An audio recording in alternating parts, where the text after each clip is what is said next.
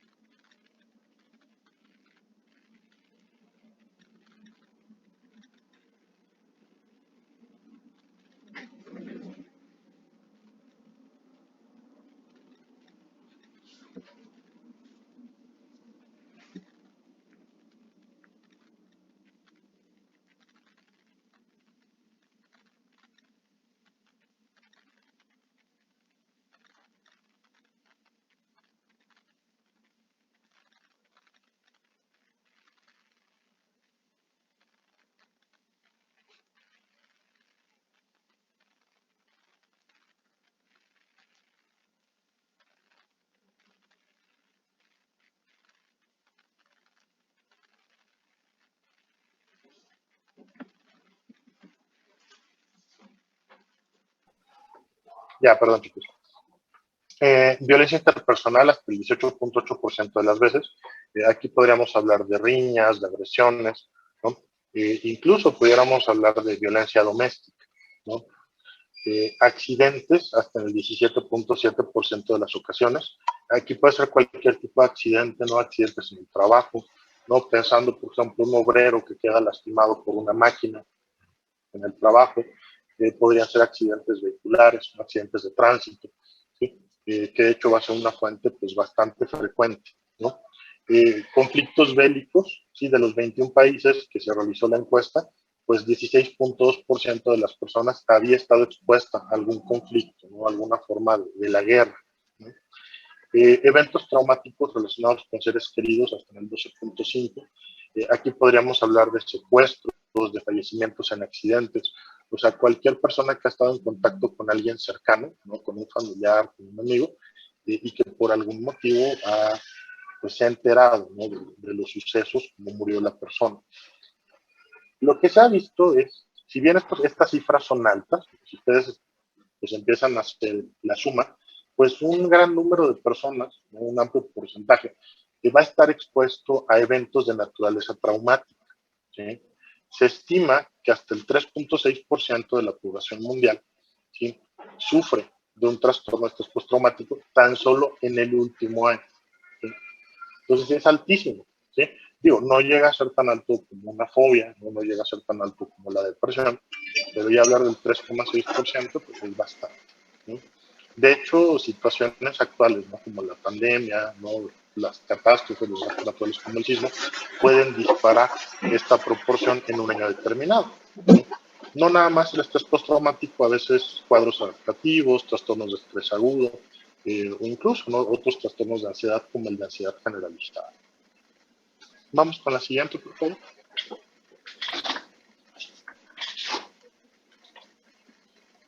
Hablando de la epidemiología, la incidencia en la población general, dependiendo de la población que ustedes estudian, puede ir desde un 9 hasta un 14%. Obviamente esto va a ser un poco más alto en países que se encuentran en conflicto, sí, países donde hay pues, mucha inestabilidad civil, donde hay problemas en cuanto al Estado de Derecho, ¿sí? La prevalencia ya en la población general puede llegar hasta el 8%.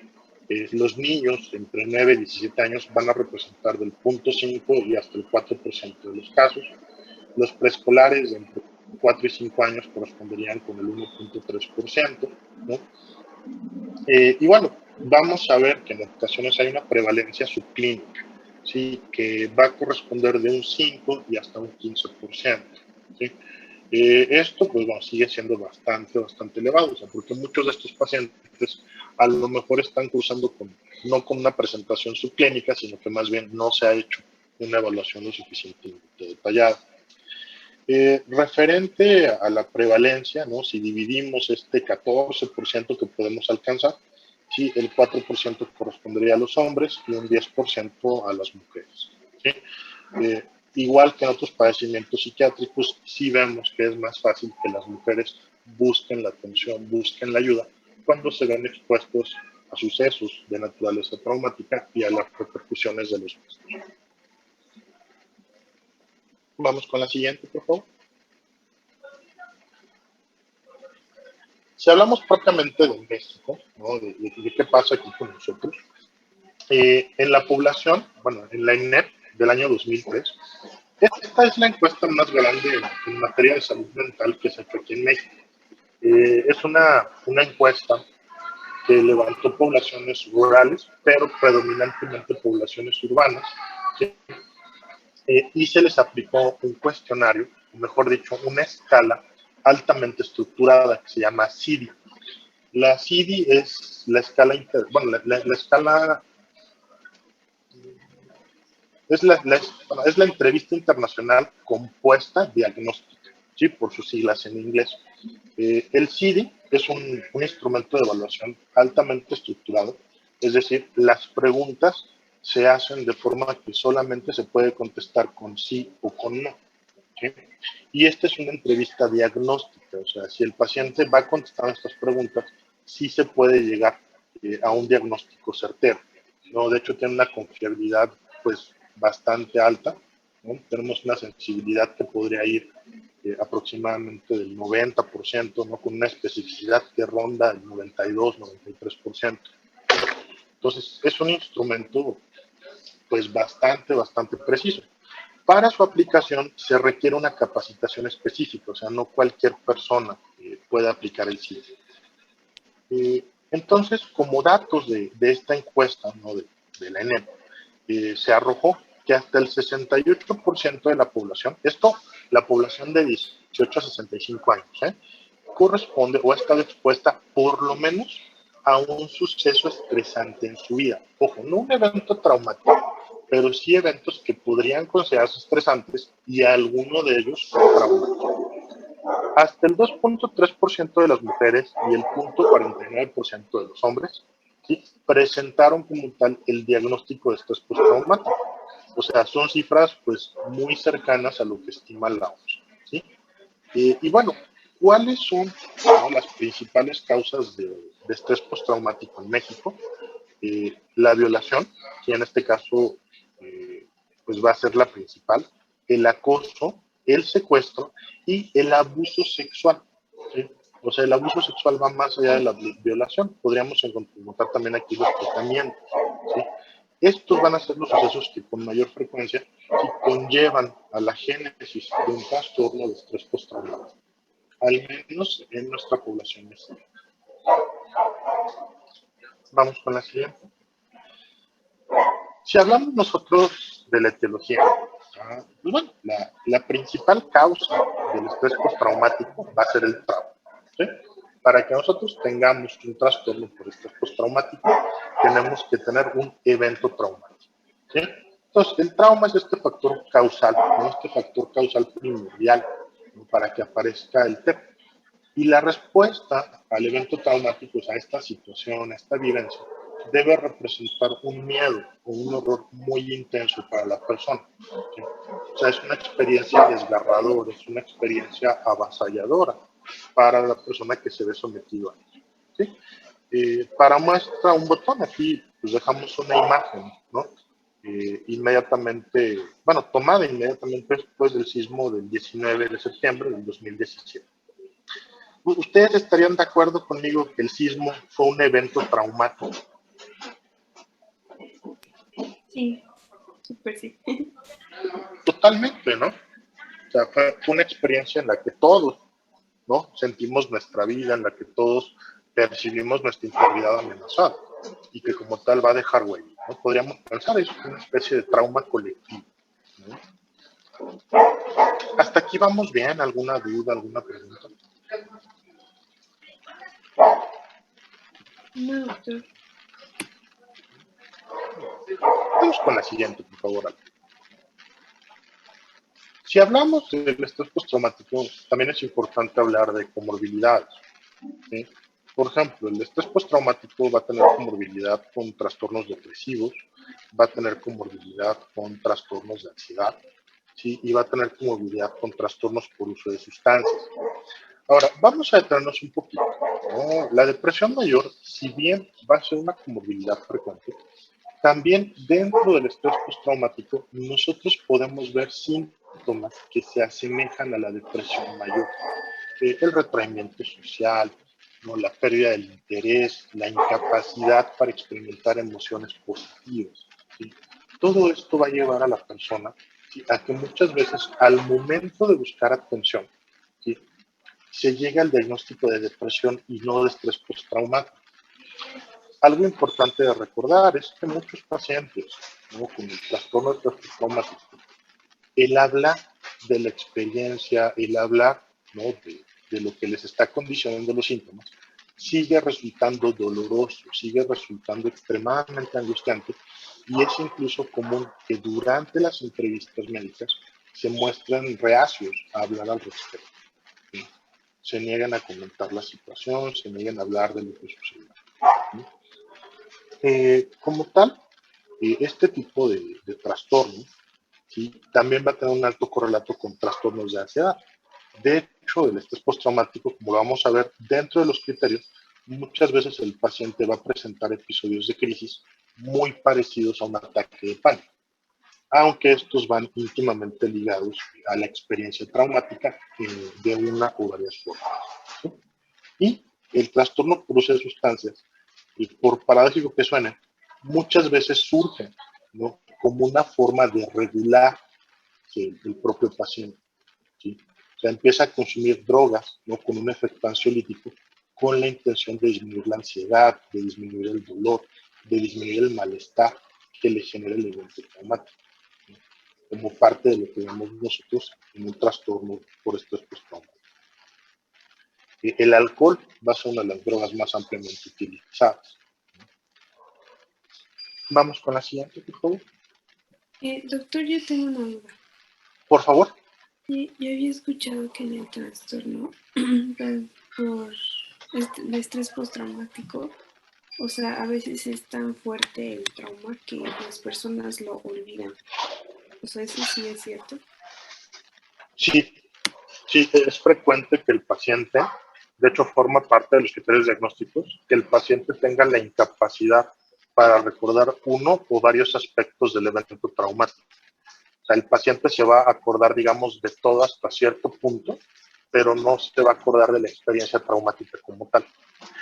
Ahí pudiéramos decir, ¿no? El recuerdo no es que esté olvidado, sino que más bien es como si estuviera reprimido, ¿no? O sea, el recuerdo está ahí, pero es tan angustiante, es tan intenso, es tan doloroso, que el paciente no es capaz de evocarlo, y no es capaz de traerlo a la superficie. Gracias. Pero sí, incluso hay pacientes que durante el trauma, o sea, cuando están, ahora sí que cuando están viviendo el trauma, cuando están teniendo la experiencia traumática, una forma de la mente de protegerse es la disociación. ¿Sí? Pudiéramos decir, no es como si la videocámara dejara de grabar en ese momento. ¿Sí? Ahora, lo que dejó de grabar ahí fue más bien el camarógrafo, ¿no? Es la persona la que deja de estar viendo, pero la cámara sigue grabando. Entonces, con la terapia, con el tratamiento, ¿sí?, los pacientes que han sufrido un estrés postraumático y que tienen esta imposibilidad, ¿no?, de evocar el recuerdo, eventualmente lo pueden hacer. ¿Sí? Y es parte del proceso de tratamiento. Ok, gracias. No, no hay de qué. ¿Alguna otra duda, pregunta por ahí? ¿Qué factores de riesgo tenemos asociados al estrés postraumático? Bueno, el principal, ¿no?, el que más va a predisponer a la aparición de un estrés postraumático va a ser la presencia de un trauma infantil, ¿no? Ahora, hoy lo que sabemos es que el estrés postraumático puede empezar desde la infancia, ¿no? De hecho, los modelos modernos, las conceptualizaciones más nuevas de estrés postraumático, implican, ¿no?, el modelo de estrés postraumático complejo. En el estrés postraumático complejo, ¿sí?, lo que nosotros vamos a observar es, a lo mejor el paciente no estuvo expuesto a un único evento vital de naturaleza traumática, sino que ha estado repetido, ha estado siendo expuesto al trauma de forma repetida. ¿Sí? O sea, en varios momentos, en diferentes periodos y con dificultades para alejarse del trauma. Aquí podríamos pensar niños que son víctimas de negligencia, niños que son víctimas de maltrato, ¿sí? Niños que están siendo sometidos, por ejemplo, a un divorcio, niños que están siendo sometidos, digo, en el sentido de que les está tocando ver, ¿no?, como todas las agresiones de los padres, ¿sí?, durante el divorcio o el previo a, ¿no? Pudiéramos hablar también de las poblaciones especiales, ¿no? Pacientes que están en situación de migración, de desplazamiento forzado, ¿no? Por ejemplo, aquellos que van escapando de la guerra, que van escapando de la hambruna. ¿Sí? Ese tipo de situaciones van a implicar también eventos de naturaleza traumática, tal vez de menor intensidad, pero de una forma repetida, que van a ir vulnerando a la persona. También ciertos rasgos de personalidad, ¿no?, se habla que son, pues, más vulnerables a desarrollar un estrés postraumático. Incluiríamos la personalidad limítrofe, la personalidad paranoide, la dependiente o incluso la misma personalidad antisocial, ¿sí? Estas personalidades se consideran especialmente vulnerables porque son personalidades, por ejemplo, la limítrofe, la antisocial, que a menudo dentro de la impulsividad que tienen van a verse expuestos a situaciones de riesgo. Son pacientes que pueden ser víctimas de violencia, que pueden ser víctimas de abuso con muchísima frecuencia, ¿sí? De la personalidad paranoide, pues los pacientes constantemente están temerosos de un ataque, de una agresión, ¿no? Y cuando algo así ocurre, ¿no?, cuando efectivamente se ven sometidos a un evento traumático, vienen a confirmar todas estas sospechas, ¿no? La personalidad dependiente, pues justamente son personalidades que a menudo van a ser víctimas de violencia, ¿no? Esta necesidad de estar siempre en una relación, de tener a alguien que cuide de ellos, los puede hacerse someter a vejaciones, maltratos, agresiones, con tal de no quedarse solos, con tal de no estar sometidos a ese estrés, a esa angustia.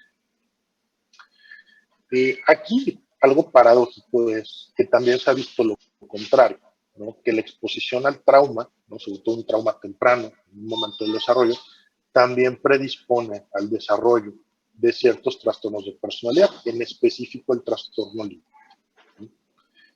Otros factores asociados es una red de apoyo deficiente, o sea, esto es ya sea a nivel familiar o incluso en el plano social.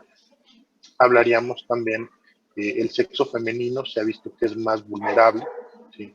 Realmente aquí sí podríamos ver, ¿no?, como este determinante sociocultural, ¿no?, sociedades machistas, sociedades donde impera la represión de los derechos de la mujer, pues las mujeres van a tener mayor propensión a desarrollar el estrés postraumático porque van a ser sujetas a violencia con mayor frecuencia, ¿sí? Vamos a ver también una vulnerabilidad psiquiátrica a otras enfermedades mentales, también puede ser un factor determinante.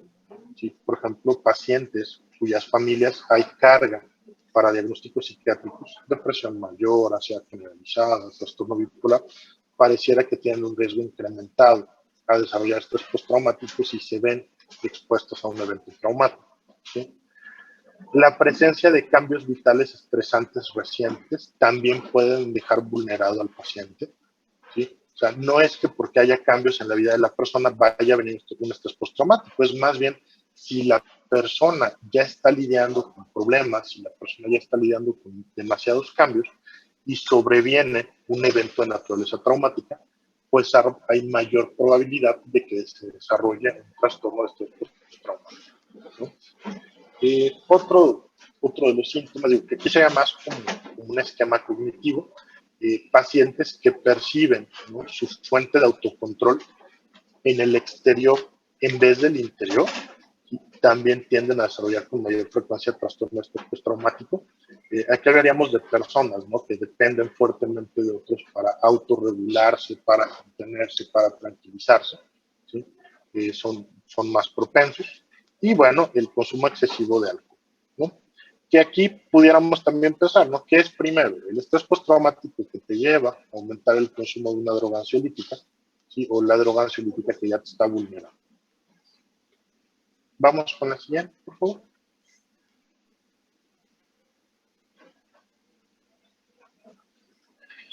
Si hablamos un poquito de factores cognitivo-conductuales que están implicados en la génesis del trastorno estrés postraumático, ¿sí? El modelo cognitivo nos plantea que aquellas personas, ¿no?, que sufren un evento traumático van a tener dificultades para procesar, ¿sí?, para entender, para racionalizar, para contextualizar el evento traumático. Y esta dificultad en entender el suceso es lo que conlleva al desarrollo del trastorno, ¿sí? Estos pacientes, ¿sí?, van a seguir experimentando estrés e intentan eludirlo mediante técnicas de evitación, ¿sí? O sea, el paciente con estrés postraumático va a intentar a toda costa verse expuesto al estrés, ¿sí? Va a tratar no volver a sentir ese miedo, ese temor, esas sensaciones tan displacenteras. Entonces, el paciente va a empezar a identificar qué situaciones, qué eventos, ¿sí?, hacen que vengan los síntomas y las va a evitar activamente, ¿sí?, de forma que no logra terminar de procesar el trauma. Estos pacientes también es frecuente que tengan periodos alternativos de reconocimiento y de bloqueo del acontecimiento, lo que preguntaba hace un momento Alejandro, ¿sí?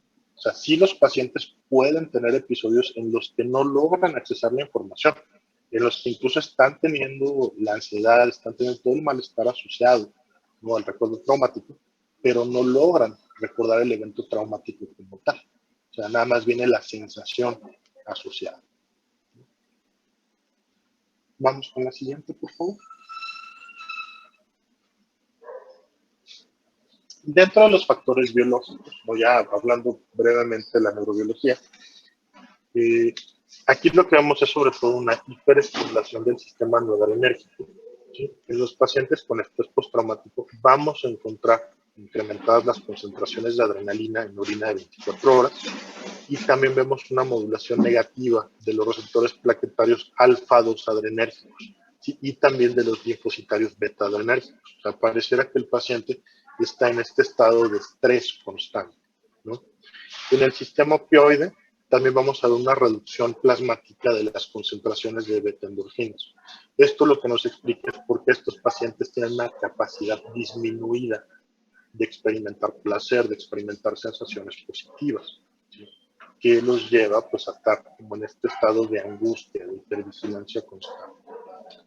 También vamos a ver que hay un factor liberador de corticotropina.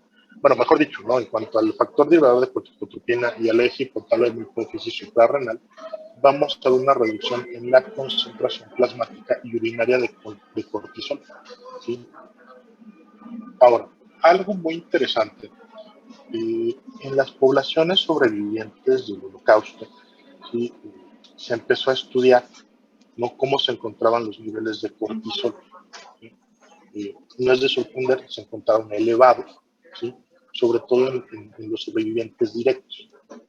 Ahora, los investigadores, ¿sí?, se dieron a la tarea pues, de estudiar, ¿no?, y esto con muchísima sensibilidad para los sobrevivientes, ¿sí?, qué cambios iba a haber en las generaciones venideras. Entonces, se ha seguido haciendo el estudio, ¿no?, por ejemplo, en los hijos de los sobrevivientes del Holocausto, y se encontró que los niveles de cortisol siguen estando elevados en comparación de la población general. Mucho más altos todavía, pero no tanto como los sobrevivientes directos. Ahora, los descendientes de segunda generación continúan con la alteración, o sea, continúan con niveles de cortisol más elevados que la población general, pero no tanto como sus padres y no tanto como sus abuelos, ¿sí? Y todavía la tercera generación se ha encontrado que los niveles de cortisol ya tienden más a la normalidad, ¿sí?, pero todavía no se terminan de regularizar, ¿sí? Entonces, esto lo que nos enseña es que el trauma salta de una generación a otra. O sea, un evento traumático en la generación previa sí va a implicar una vulneración para la descendencia de la persona, ¿sí? No que hereden el diagnóstico, no que hereden el estrés postraumático, pero sí cierta vulnerabilidad, o sea, cierta reactivación del sistema de estar sometidos al estrés. Vamos con la siguiente, por favor. Vamos a platicar ahora de los criterios diagnósticos, ¿no? Del trastorno de estrés postraumático. Y antes de hablar de ellos, vamos a platicar un poquito de las películas. ¿Sí? ¿Qué les llama la atención? ¿No? ¿Qué les llama la atención de francotirador americano y de Forrest Gump, del teniente Dan? Pues el teniente Dan, a mí me llama la atención cómo cambia completamente su forma de ser, o sea, de ser como un hombre como súper rudo, muy fuerte. Yo creo que hasta entra como en un estado de depresión y también se vuelve alcohólico, o sea, empieza a abusar del alcohol y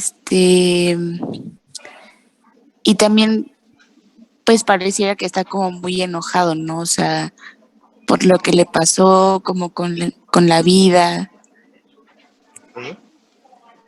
Muy bien, vemos este cambio, ¿no? Vemos cómo se da este distanciamiento, vemos cómo se da este abandono, cómo se da este abuso de sustancias, ¿no? Vemos esta irascibilidad, ¿no? Vemos cómo se hace muy irritable, muy enojón, ¿no? Lo vemos descuidado en su aspecto, en su apariencia, ¿no? Muy bien, muchas gracias, Carla. Regina, por favor, ve que tienes alzada la mano. Sí, igual del teniente Dan, siento que, o sea, él tenía como esta idea ya como de vida que él tenía que morir como en batalla como toda su familia. Entonces, de verdad, el hecho de que él no pudiera como, bueno, o sea, morir en batalla, o sea, o sea, el enojo con Forrest Gump es muchísimo, o sea, como es que no me permitiste, o sea, vivir a lo que yo estaba destinado. O sea, como que en lugar de sentir que lo había salvado, siente que fue al contrario, ¿no? Y pues sí, o sea, como que sí tiene etapas como muy marcadas, ¿no? Y es como esta diferencia entre una persona como muy jovial, muy fuerte, como decía Carlita, y pasa totalmente, primero a alguien, siento que entra como en una etapa como en la que como que no puede creer qué está pasando, o sea, como de depresión, pero muy como de que ya se rindió como con la vida y que no quiere como aceptar que está así, ya es después cuando empieza como su enojo y ya, o sea, la escena en la que, o sea, siento que va mejorando un poco también cuando va al barco con Forrest, pero cuando cambia como totalmente es cuando ya se avienta como al mar y pues ya es como otra etapa de esa persona, pero yo sobre todo, o sea, parte de la depresión siento que era como mucho enojo y que no podía como poder como procesar ese hecho. Exacto, tenía como esta gran ira, tenía como esta pérdida del sentido de la vida, ¿no? Además de que estaba lidiando, ¿no? Con ser ahora una persona amputada. Algo muy interesante del desarrollo del personaje del Teniente Dan, y que ahorita vamos a ver con los criterios, es que los pacientes con estrés postraumático sienten que su vida terminó, se sienten rotos, se sienten quebrados, sienten que no van a ser capaces, ¿no? De dar un sentido, que no van a ser capaces de superar, ¿no? Lo que les pasó. Que de hecho esa palabra es muy difícil, ¿no? O sea, superar, porque uno no supera el estrés postraumático, uno no supera el trauma, uno lo asimila, uno lo entiende, ¿no? Uno lo procesa y finalmente el recuerdo, la experiencia va a formar parte de nuestra historia de vida, ¿sí? Pero no tiene que ir ligado al dolor, no tiene que ir ligado a la ansiedad. Entonces, justamente vemos este proceso y es muy interesante, ¿no? Porque podemos verlo primero, ¿no? Como con este enojo, con esta ira, ¿no? Pudiéramos incluso hablar un poquito de las etapas del duelo de Elizabeth Kubler-Ross, ¿no? La negación, la ira, la negociación, ¿no? La depresión y finalmente la aceptación, ¿no? Pues él lo vemos como lo primero que hace es enojarse, ¿no? Podríamos decir, incluso en un principio una forma de negación, ¿no? Como déjame, ¿no? Yo tengo que morir aquí, ¿no? Incluso cuando le reclama a Forrest, ¿no? Me robaste mi destino, ¿no? O sea, me robaste, yo tenía que haberme quedado ahí, ¿no? Vamos a ver, ¿no? También cómo parte de este sufrimiento se ve canalizado a través de la ira. O sea, el teniente Dan es una persona que está sufriendo, es una persona que está pues muy dolido y que se refugia en el alcohol, que se refugia en el sexo, ¿sí? Si ustedes se fijan, tiene incluso dificultades para formar vínculos, para formar relaciones afectivas estables después de la guerra, ¿no?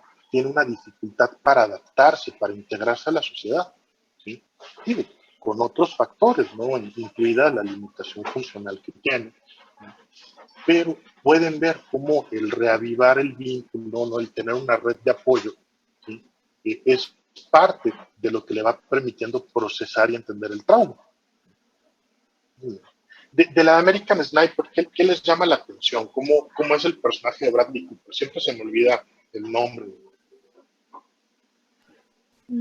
Pues, por ejemplo, a mí me llamó la atención que, o sea, después de que regresó de su primera misión, o sea, quedó como esa marca en él y esa necesidad de regresar para vengar o para o sea, vengar en el sentido de defender a su país y el cambio de personalidad igual que tuvo y, o sea, como desde la primera misión él quedó como con esa idea y, por ejemplo, o sea, simplemente se quedaba sentado y veía en la televisión, o sea, sin estar prendida, veía las imágenes de la guerra en la televisión sin estar prendida. Que ahí tendríamos como esta reexperimentación, ¿no?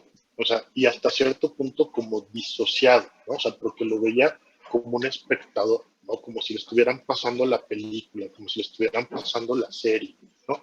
¿Cómo es la personalidad de este personaje? Pues al inicio era como, pues alegre o sea, carismático y social, pero conforme pasan las misiones se vuelve como más, o sea, no sé si se puede decir así, pero, o sea, como precau, no sé, ni siquiera sé cómo se dice. O sea, que cuida mucho lo que hace y, o sea, por ejemplo, creo que también tenía como delirio de persecución porque llegaba un momento cuando regresan del funeral que piensa que los están persiguiendo a él y su familia o, por ejemplo, cuando yo casi lloro cuando intenta matar al perrito porque, o sea, me impresionó mucho cómo, o sea, de solo los sonidos le causan tanto estrés que, o sea, casi mata al perrito. ¿Sí? O sea, vemos cómo es una persona que se sobresalta con muchísima facilidad cualquier sonido, cualquier movimiento, ¿no? Que le recuerda el trauma, lo hace comportarse como si estuviera en una situación de combate, ¿no? En una situación de supervivencia. Vamos a ver, ¿no? En un principio, pudiéramos pensar, ¿no? Tiene ciertos rasgos antisociales de entrada, no es extremadamente seductor, no tiene ciertas conductas de riesgo, no es encantador, ¿no? Con las demás personas, ¿no? Y entonces, justamente, ¿no? Se va a la guerra y al estar expuesto al peligro, ¿no? A la amenaza contra su vida, ¿no? Al ver fallecer a sus compañeros, pues él empieza a reaccionar, empieza a cambiar, ¿no? Se hace mucho más cauto, mucho más precavido, constantemente espera un ataque, tiene, ¿no? Como estas ideas de persecución, ¿no? Constantemente él siente como que pudiera estar en el blanco, ¿no? Que buena parte de la película es esa, ¿no? Como este duelo con el otro francotirador, ¿no? Ya que efectivamente pues los estaba cazando. Entonces aquí vemos cómo también este personaje va cambiando, o sea, cómo él vivencia de una forma más intensa, ¿no? El estrés postraumático, ¿no? Ya acercándose un poquito más incluso a la psicosis. También se puede ver, ¿no? El abuso en el consumo de sustancias, ¿no? Sobre todo el alcohol, ¿no? Como que es un tema recurrente. ¿Alguien más quiere comentar algo de estas dos películas o alguna otra que ustedes identifiquen que haya como datos de un estrés postraumático? O sea, por ejemplo, de American Sniper a mí me pareció interesante el hecho de que muestra este desapego contra su entorno y justo su esposa le menciona de que a pesar de que tú estés aquí físicamente, tu mente se quedó allá en la guerra. Y tal vez otra película podría ser la de Taxi Driver de Robert De Niro, que igual muestra varias de estas manifestaciones, como el insomnio, el hecho de meterse a trabajar de taxista en la madrugada para conciliar el sueño, esta irritabilidad que presenta ante los estímulos externos, que pues en sí podrían como emular el estrés que vivió pues en la guerra de Vietnam. Muy bien, muy bien. Exactamente, ¿no? Las alteraciones del sueño, ¿no? Vamos a ver también, curiosamente, ¿no? Que los pacientes con un estrés postraumático a veces pueden revictimizarse, o sea, como estar otra vez en situaciones de peligro, situaciones que los ponen en riesgo, ¿no? Por ejemplo, manejar en la madrugada, ¿no? Exceso de velocidad, ¿no? En horarios peligrosos, y como una forma de sentir, ¿no? De experimentar una emoción. Muy bien, muchas gracias. Excelente, excelente ejemplo. Fíjate, no se me había ocurrido Taxi Driver para el curso, pero creo que la podríamos empezar a recomendar. Muchas gracias.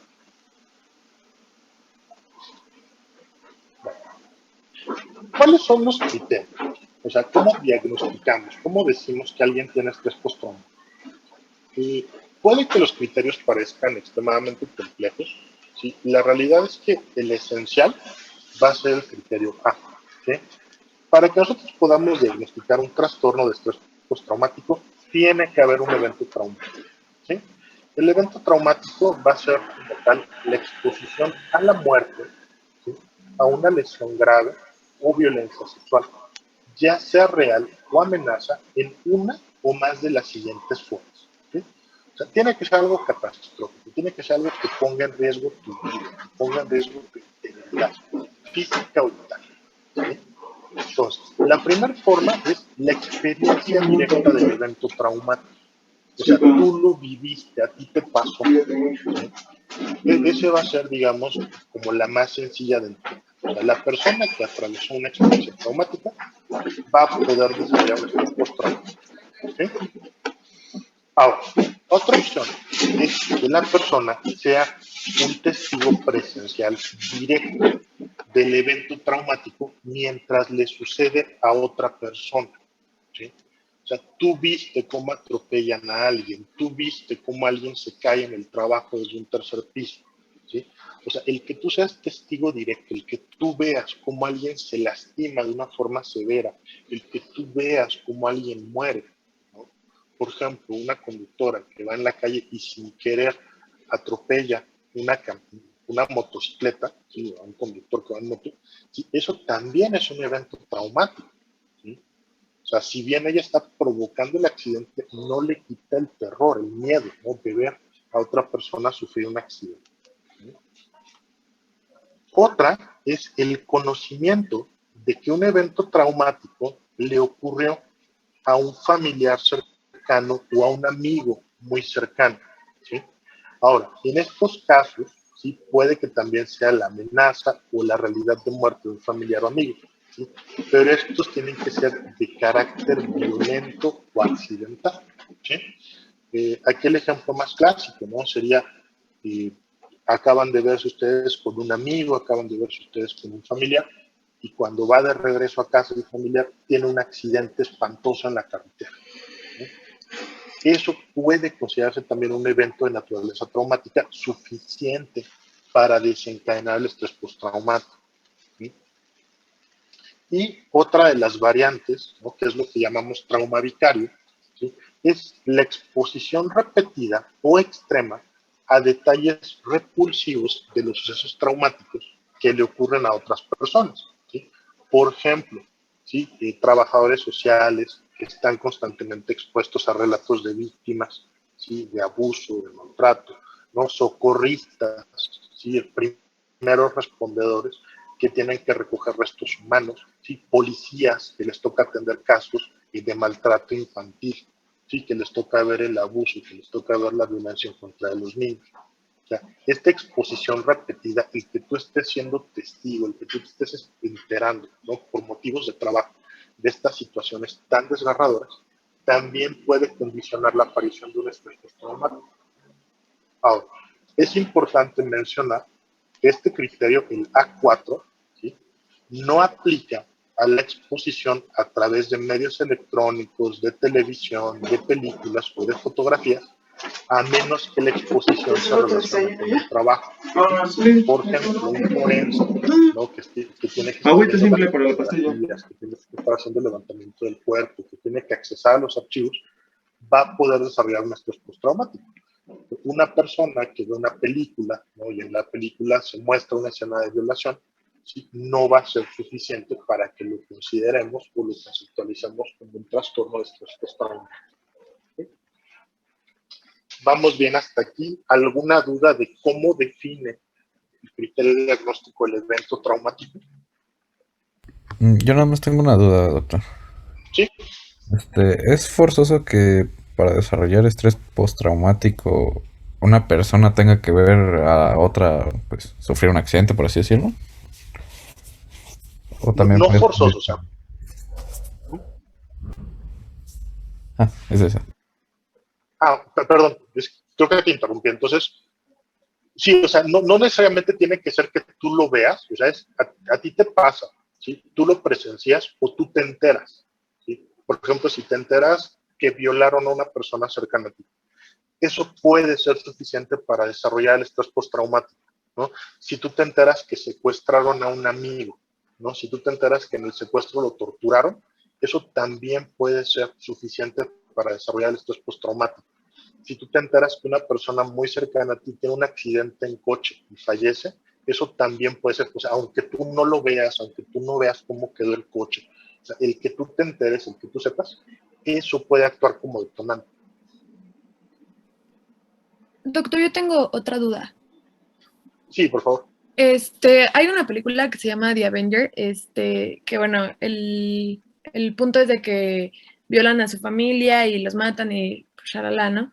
Bueno, el punto es de que de ahí como que experimenta la sensación de querer como vengarse, pero a la vez como que también se está volviendo loco en el camino, pero tiene como una capacidad cognitiva, digamos que muy normal y de hecho como acelerada, o sea, como que se vuelve muy inteligente, o bueno, como que como que su necesidad de vengarse lo hace como que esté muy, como, pues sí, muy consciente, vaya, pero a la vez eso podría ser también como de estrés postraumático, o sea, esa como necesidad de venganza y así, o sea, como que exacerbe esos, no sé, esa necesidad, o no sé cómo explicarlo, pero puede ser.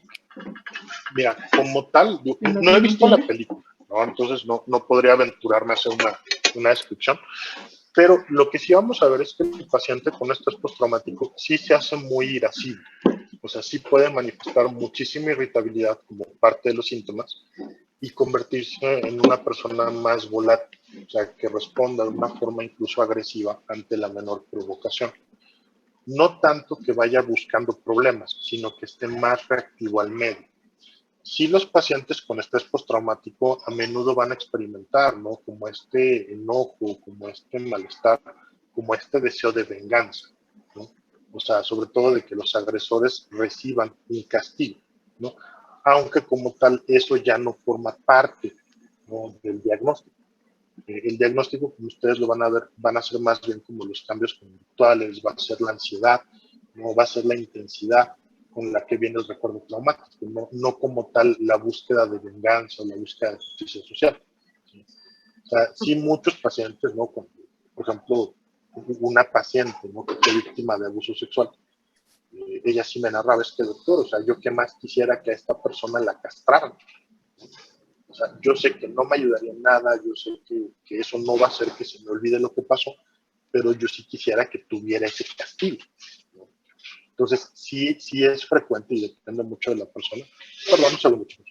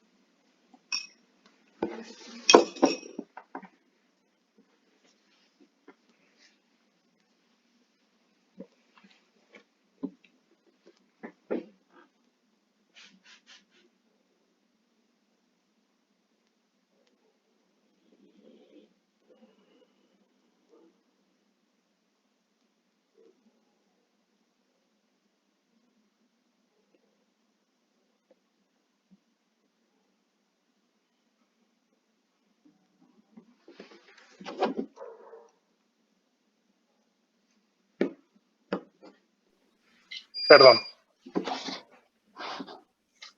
¿Alguna otra pregunta, comentario?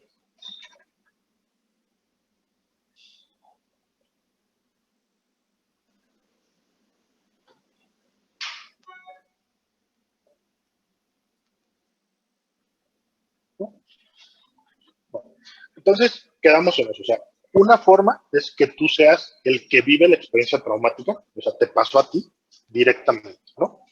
Otra es que tú lo veas, o sea, que veas cuando le pasa a alguien más, ¿sí? Que tú estuviste ahí, o sea, tú fuiste testigo presencial, ¿no? La otra es que te enteres, ¿sí? Ahora, tiene que ser alguien muy cercano a ti, tiene que ser un familiar muy cercano, ¿no? Tu papá, tu mamá, un hermano, ¿no? Tus abuelos, tu primo hermano, o sea, personas verdaderamente cercanas, tu mejor amigo, tu novia, ¿no? Tu pareja, ¿no? Y la otra es el trauma vicario, o sea, la exposición repetida por cuestión laboral. El trauma vicario es algo que nosotros como médicos estamos sometidos constantemente. Por ejemplo, yo como psiquiatra constantemente me entero de relatos de abuso sexual, ¿no? De violaciones, me entero, ¿no? De pacientes cuyos familiares han sido secuestrados, han sido desaparecidos, ¿sí? Me entero de pacientes, ¿no?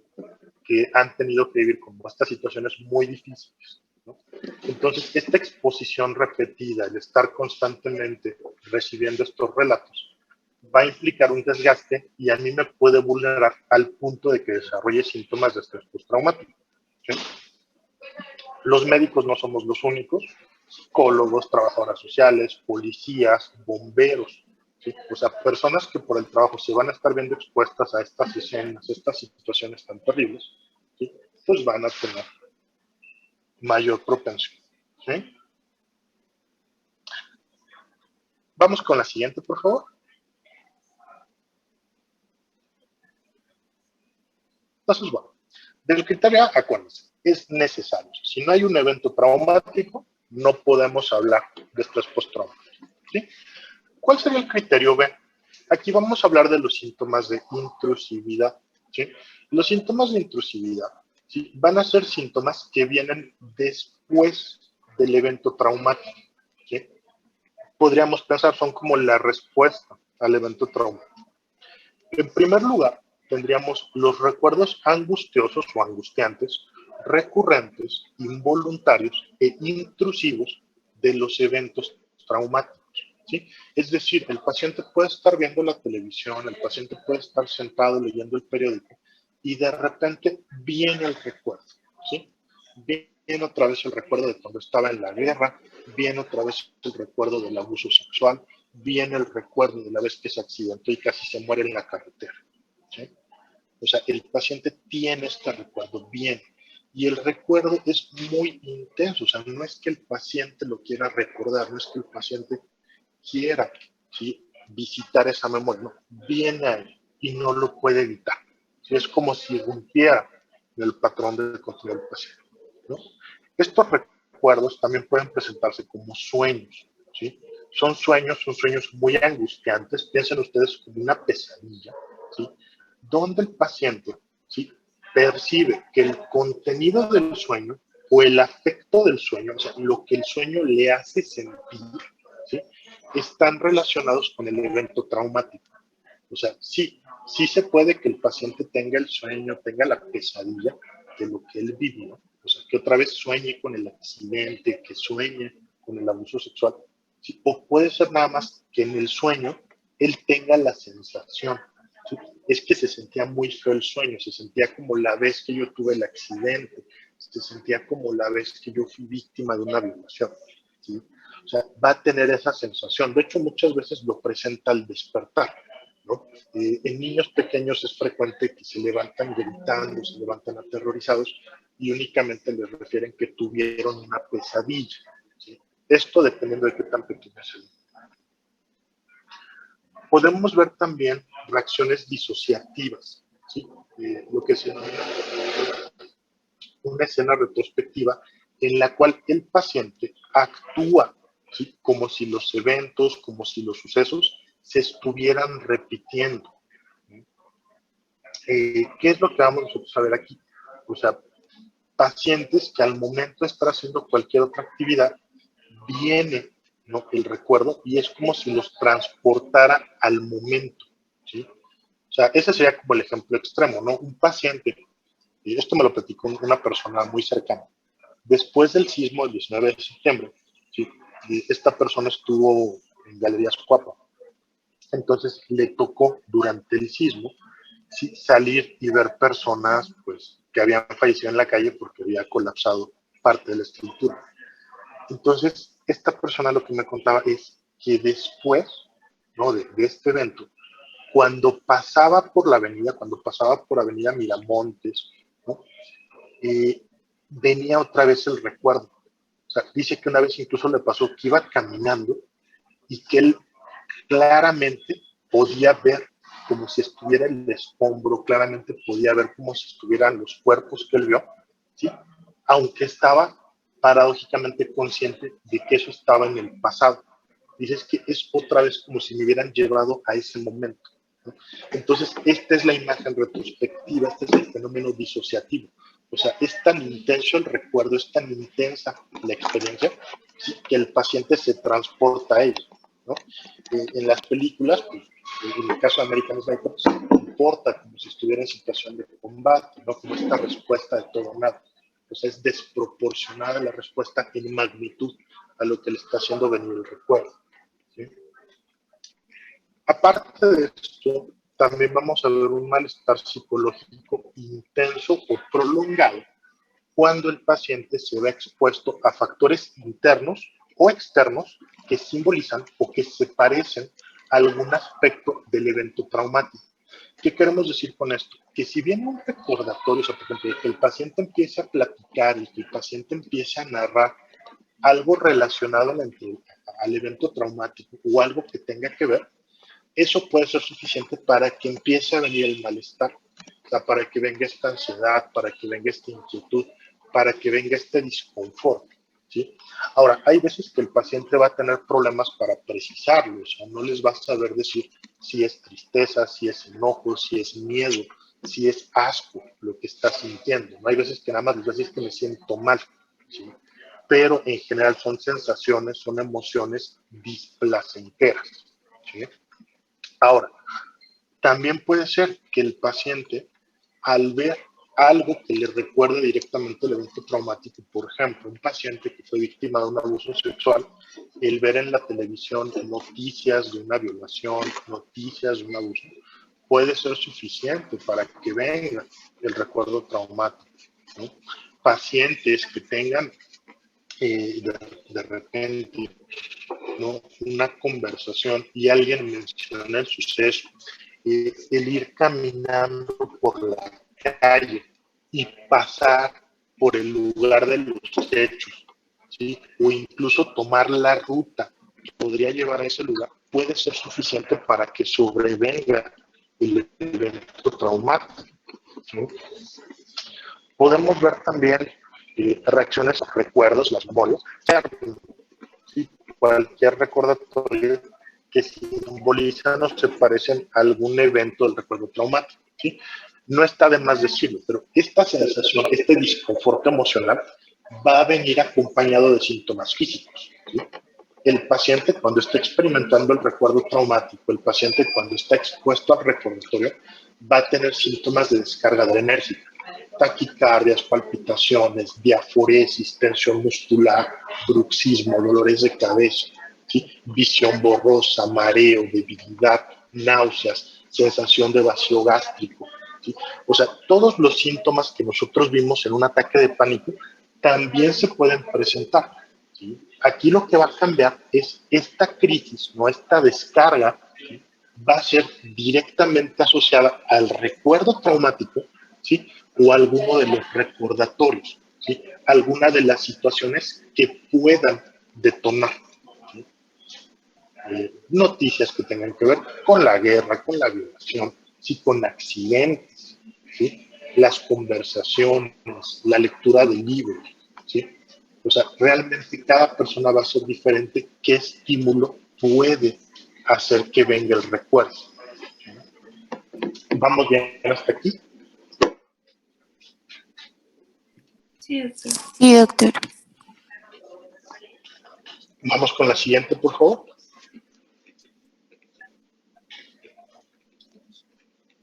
De la C, ¿sí?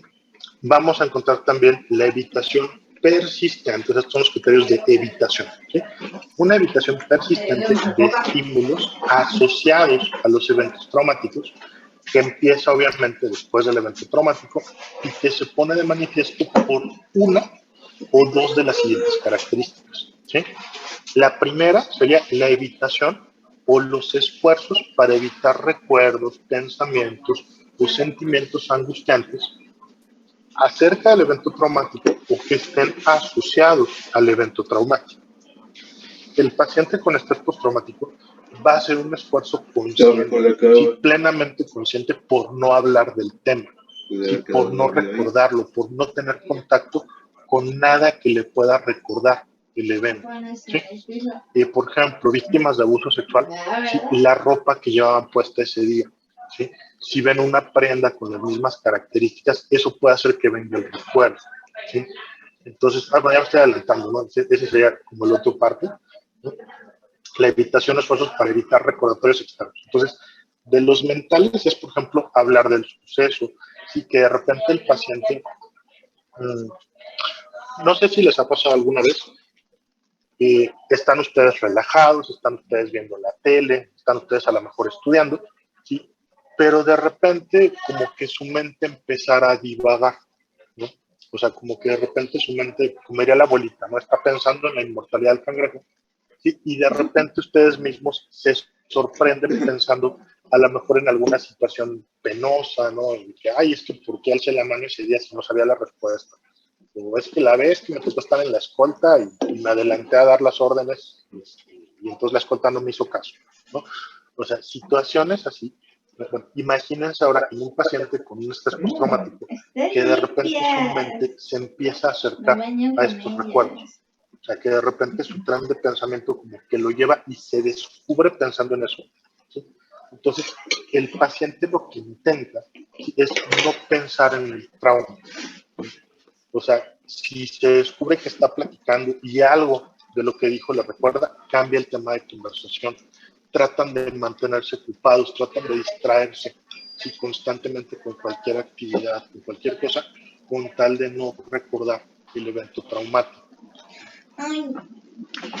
Estos esfuerzos pueden verlos ustedes pues, en conversaciones, en actividades, ¿sí? Cualquier cosa que les permita no pensar, no recordar lo que les pasó, ¿sí? Estos pacientes, por ejemplo, en la entrevista, cuando ustedes reciben un paciente con estrés postraumático, ¿sí? Van a ser pacientes que se muestran muy renuentes a hablar, ¿sí? Por ejemplo, bueno, es que les van a decir, ¿no? Bueno, es que yo tuve algo muy feo, ¿no? Es que me pasó algo muy fuerte, ¿sí? Pero no te dicen más. No va a ahondar en detalles, va a ser como muy vago, como muy inespecífico. Y esa es la forma de protegerse, es la forma de evitar acceder a ese recuerdo traumático, ¿sí? Dentro de la entrevista, pues sí es importante saber qué le pasó al paciente, ¿sí? O sea, no se trata de revictimizarlo, pero sí que nos detalle. Bueno, a ver, necesito que por esta vez me lo cuente, ¿sí? Y me cuente todo lo que usted recuerda para que yo tenga una idea más clara y le pueda ayudar. De hecho, en el manejo de un estrés postraumático, lo ideal es que el trauma solamente se narre una vez, ¿sí? Para evitar la revictimización. Ahora sí, los recordatorios externos, o sea, cualquier situación que haga que venga el recuerdo traumático, personas, lugares, conversaciones, actividades, objetos, ¿sí? Situaciones que se parezcan o que hagan venir el recuerdo del evento traumático, van a ser evitados activamente por el paciente. El paciente ya no se sube al coche, ¿sí? Porque en ese coche chocó. El paciente ya no se sube al camión porque en el camión le tocó que lo asaltaran, ¿sí? El paciente se tiene que bajar 2 cuadras antes porque en esa cuadra, en esa parada en particular, fue que se subieron los asaltantes o fue donde le pegaron un coche, ¿sí? O fue donde lo levantaron para secuestrar. O sea, este tipo de situaciones, este tipo de lugares, ¿no? De recordatorios externos van a poder despertar el recuerdo traumático. Entonces el paciente está consciente de eso y hace un esfuerzo por evitarlos. Ahora, cuando el paciente se ve expuesto a estos recordatorios, se viene el recuerdo y se acompaña de todo el malestar. Eso es lo que hace tan angustiante y tan discapacitante al estrés postraumático. O sea, el día a día del paciente se hace esta lucha constante por evitar tener la angustia, por evitar tener la ansiedad. Vamos con la que sigue. Dudas de la evitación, perdón.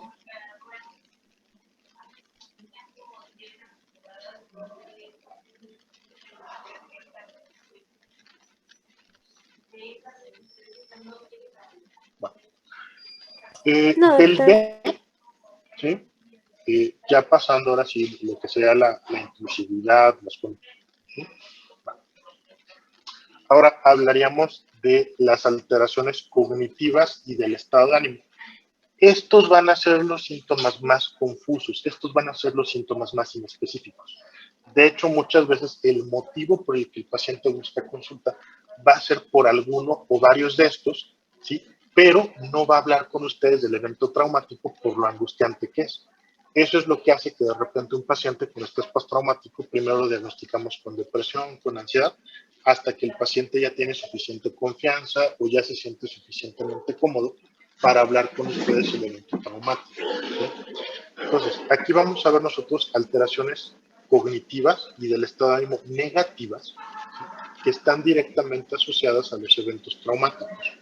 Estas empiezan o empeoran después de los eventos traumáticos y se pone de manifiesto por dos o más de las características siguientes, ¿sí? O sea, es decir, no hacen falta todos, con que haya dos ya tendríamos este criterio también, ¿sí? Primero que nada sería la incapacidad de recordar un aspecto importante de los eventos traumáticos, ¿sí?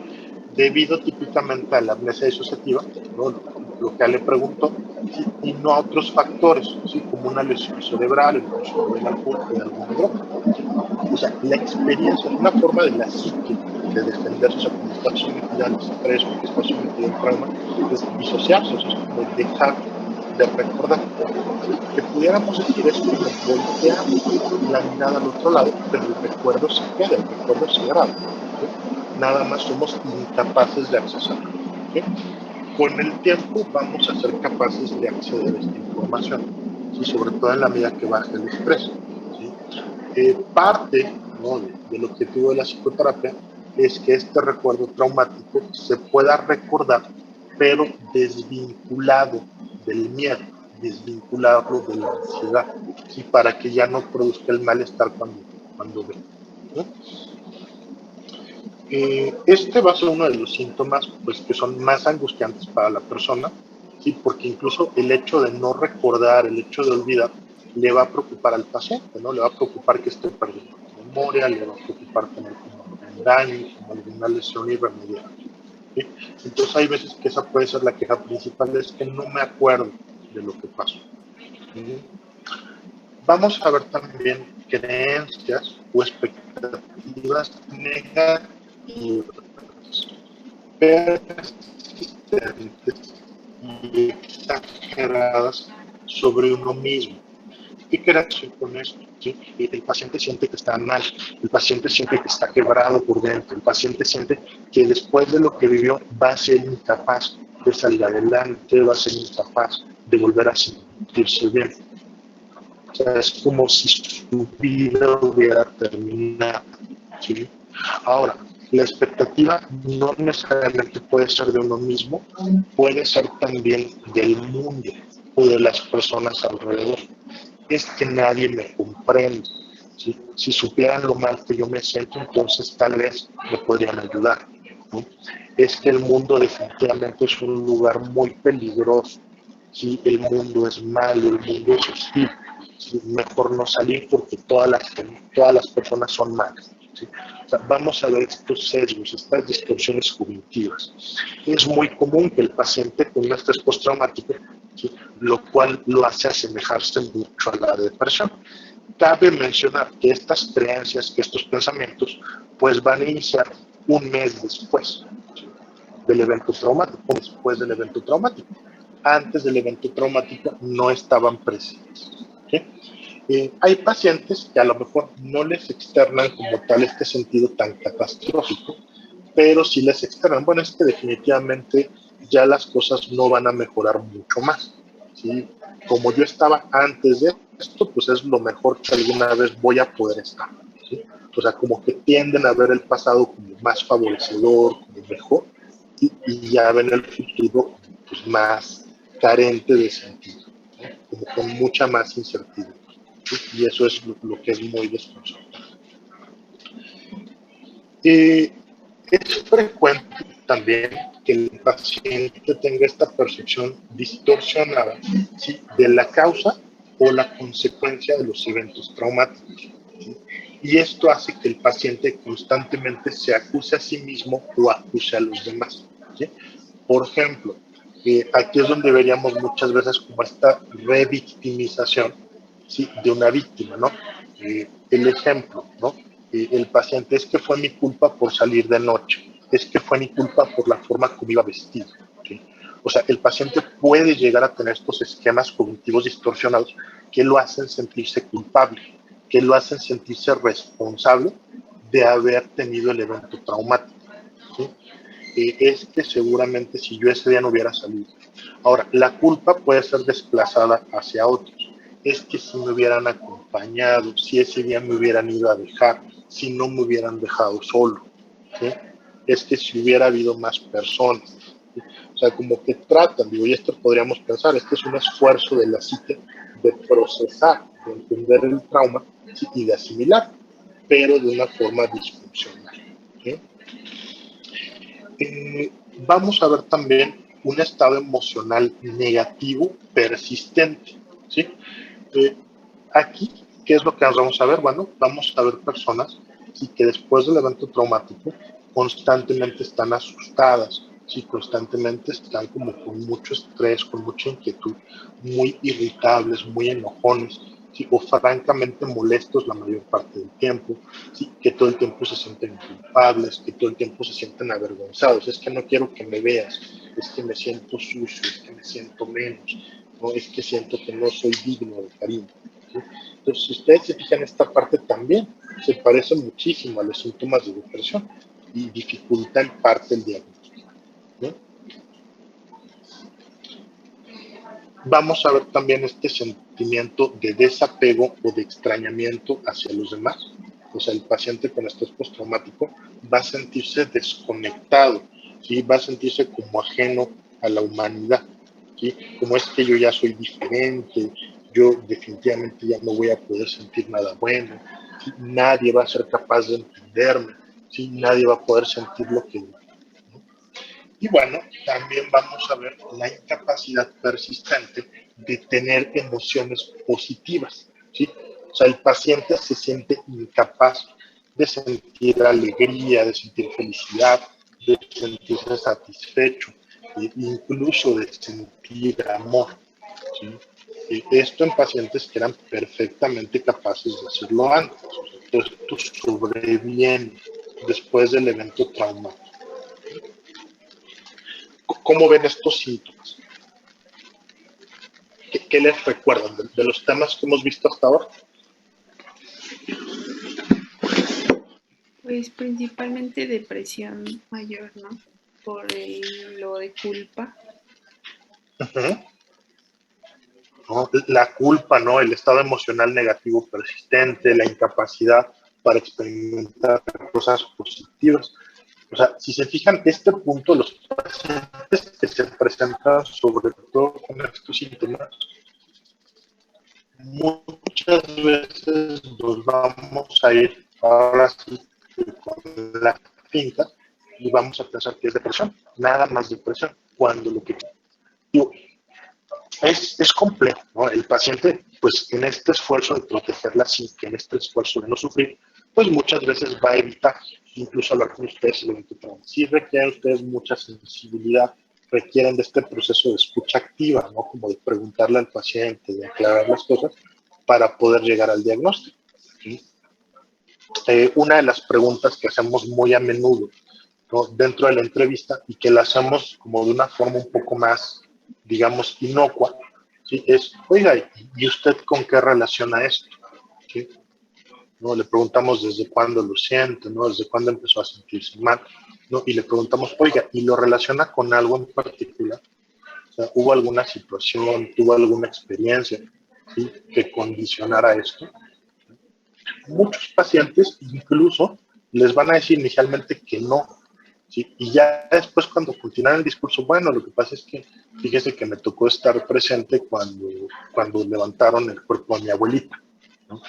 O me tocó estar presente cuando me tocó ir a reconocer el cuerpo de mi papá al CEMEF, ¿no? Entonces, ese tipo de detalles, ese tipo de situaciones, ¿sí? De repente el paciente como que incluso es reacio a hablarlas inicialmente y conforme avanza la entrevista, ¿sí? Accesa, ¿no? O sea, como que, bueno, fíjese si pasó eso, fíjese que no lo había pensado, pero hace tanto tiempo yo viví esto y los síntomas empezaron hace tanto.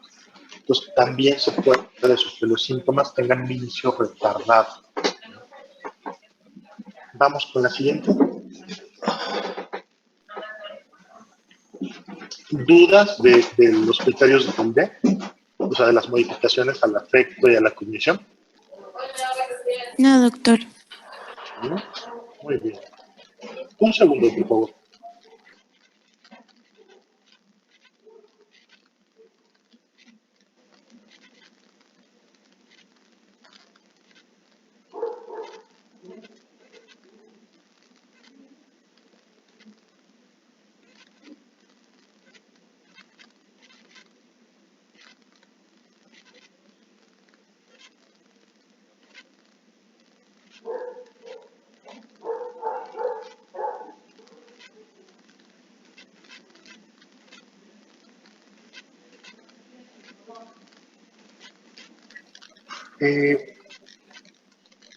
Parte de los criterios también, o sea, después de la cognición, va a venir el estado de hiperreactividad, ¿sí?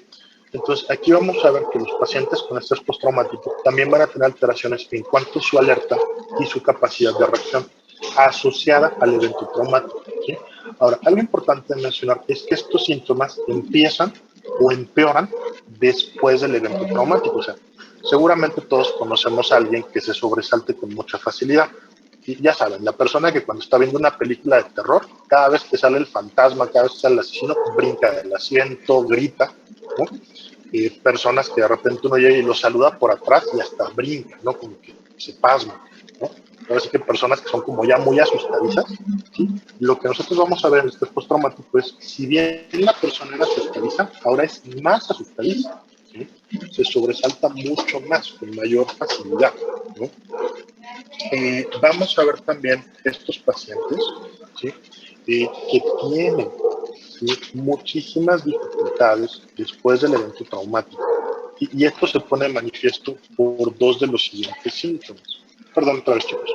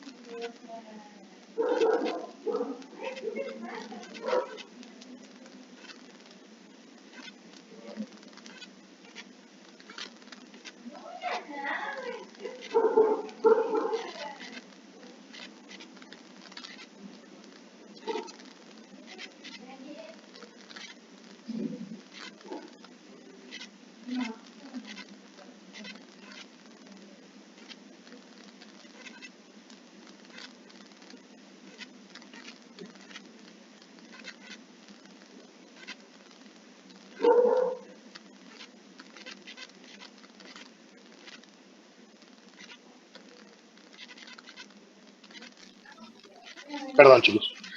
Ok. Entonces, esta alteración de la reactividad y la alerta, ¿no? Entonces, ¿qué síntomas vamos a ver habitualmente? Primero que nada, un comportamiento irritable y arrebatos de furia con poca o con ninguna provocación. O sea, aquí sí vamos a ver pacientes muy explosivos. ¿Sí? No tanto como esta parte que platicábamos hace un ratito de buscar la venganza, pero más como esta reacción. ¿Sí? Esto puede ser la agresión verbal, la agresión física, dirigida a personas, dirigida a objetos. ¿Sí? Alguna vez me tocó ver un paciente, él era veterano justamente de la guerra de Vietnam, ¿sí? Y él lo que me platicaba es que cuando regresó se molestaba mucho en el tráfico. O sea, él dice, yo soy buen conductor. O sea, yo era muy buen conductor, no respetaba los semáforos, no me pasaba los cruces, ¿no? Pero él comenta que cuando regresó, que siempre que subía al coche, él tenía esta sensación de que tenía que llegar rápido. Entonces se pasaba las luces rojas, pitaba mucho el claxon, ¿sí? Dice que una vez incluso el coche que estaba delante de él, ¿sí? No se pasó el amarillo, o sea, no se pasó el semáforo preventivo, entonces que él le empezó a pitar el claxon y que como el del otro coche no se movió, él se bajó del coche y le empezó a pegar en la ventana, dice que incluso rompió la ventana, ¿sí? Y que en eso iba pasando una patrulla, que lo trataban de detener los policías y que empezaron a forcejear con él, ¿no? Él incluso lo recuerda, ¿no? Dice, es que yo no sé ese día cómo no me mataron. O sea, ese día, por la forma que yo me estaba comportando, fácilmente me hubieran podido disparar, ¿sí? Entonces, sí vamos a ver este comportamiento errático, este comportamiento muy irascible en el que el paciente pierde el control, ¿sí? Vamos a ver también comportamientos imprudentes o autodestructivos, o sea, vamos a ver conductas temerarias, ¿sí? Aquí, por ejemplo, manejar a exceso de velocidad, frecuentar lugares, zonas peligrosas, salir a altas horas de la noche, ¿sí?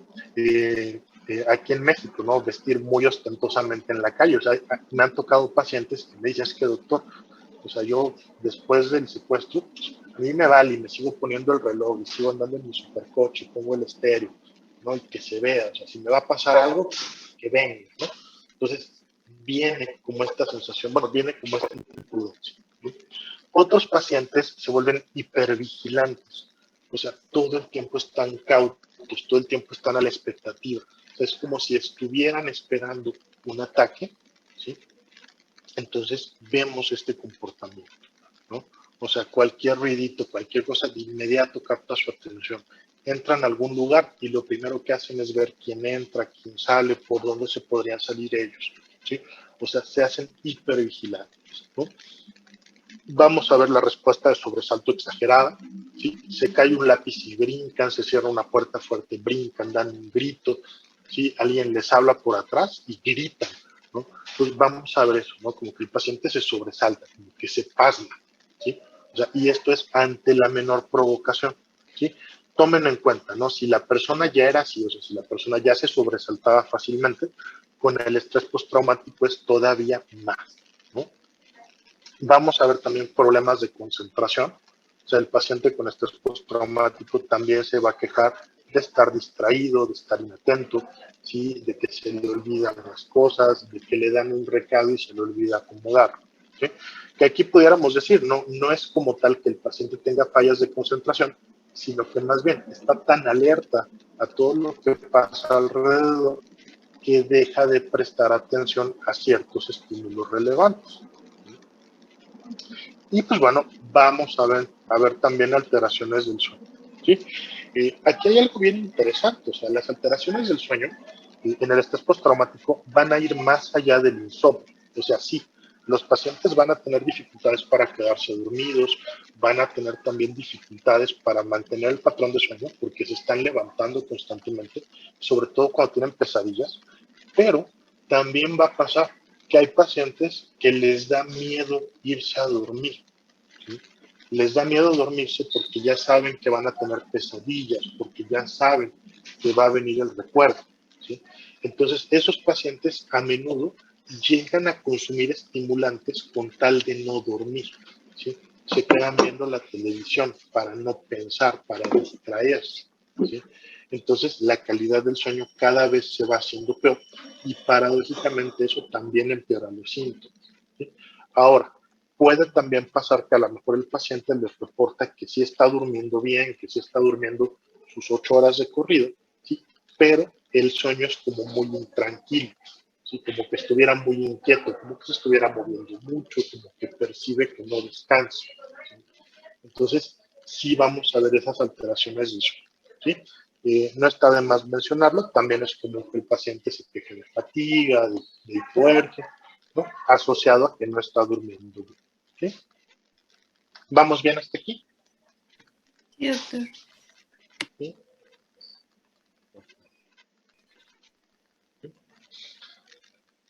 Muy bien. Ahora, algo que me estaba faltando mencionarles, ¿sí? El único criterio indispensable es el criterio A. Los demás criterios, o sea, con que nosotros tengamos uno, con que tengamos dos de estos, ¿sí? Si lo conjuntamos con el evento traumático, ¿sí? Y que los síntomas claramente empezaron después del evento traumático o se incrementaron, eso ya es suficiente para hacer el diagnóstico, ¿sí? Dicho de otra forma, con estos criterios, ustedes tienen más de 500 formas posibles de diagnosticar el estrés postraumático. O sea, es un diagnóstico extremadamente fácil. De hecho, es motivo de crítica al sistema DSM que sea tan sencillo de diagnosticar. De hecho, muchos autores consideran que con la forma como están los criterios redactados hoy en día, podemos caer en el sobrediagnóstico. Vamos con la siguiente.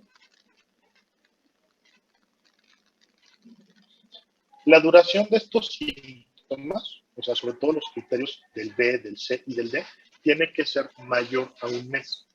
¿Qué pasa si duran menos de un mes? O sea, si tuvimos el evento traumático y los síntomas nada más duraron un mes, ¿sí? O menos de un mes, hablaríamos de un trastorno por estrés agudo, ¿sí? Y eso lo podríamos considerar como parte de la respuesta adaptativa. O sea, vamos a dar este periodo de gracia. O sea, un paciente que vive un evento traumático, ¿sí? No necesariamente va a desembocar en un estrés postraumático. A lo mejor hace los síntomas asociados al estrés, ¿sí? Hace los síntomas asociados a este evento traumático, ¿sí? Pero se resuelven. O sea, entonces, cuando estos síntomas llevan a penitas, van a cumplir el mes, todavía es parte de lo esperado, todavía es parte de lo normal, ¿sí? Y bueno, esta alteración, o sea, los síntomas, la intrusividad que generan, debe causar un malestar clínicamente significativo o un deterioro del funcionamiento pues, social, laboral o cualquier otro área importante del funcionamiento de la persona, ¿sí? En los pacientes con estrés postraumático sí vamos a ver un retraimiento social, ¿no? Ya no salen, se distancian de la familia, se distancian de la pareja, ¿no? Es común que tengan problemas para ir al trabajo. Por ejemplo, la semana pasada llegó una señora que cuando iba a su trabajo, sí, una moto se le atravesó, ¿no? Entonces, de que se le atravesó la motocicleta, ella dice que pegó con la moto, cayó, no se movía. Que en ese momento ella lo primero que pensó fue, es que pues yo voy a terminar mi vida en la cárcel. Me van a encarcelar, nunca voy a poder salir. Entonces, fue muy intensa esa vivencia. También, para mala suerte de la señora, dice que se sacaron dos coches, que se empezó a bajar mucha gente, que le empezaron a gritar, ¿sí? Y que ella se quedó congelada porque ella era hablarle al seguro, ¿no? Entonces, no nada más le tocó presenciar el accidente, ¿no? También le tocó recibir todas las agresiones y literalmente sentirse amenazada, sentir su vida en peligro. Pues pudiéramos decir, le tocaron 2 eventos traumáticos en uno, ¿no? Entonces, esta paciente, ¿sí? Todo el siguiente mes, ¿sí? De hecho llevaba 2 meses, ¿sí? Ya no podía subirse al coche, ¿no? Porque desde que se subía le empezaba a venir el recuerdo del accidente.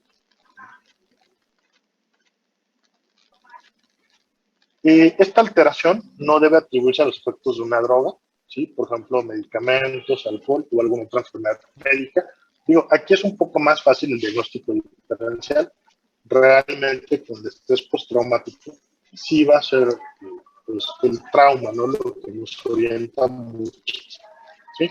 Eh, si los pacientes a menudo vamos a ver que tienen el consumo de sustancias, ¿sí? Y va a formar como un código aparte, ¿sí?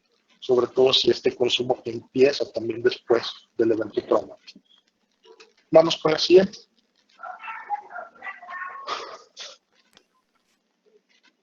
Como tal, vamos a utilizar un par de especificadores. Tendríamos que utilizar en primer lugar si el estrés postraumático está ocurriendo con síntomas disociativos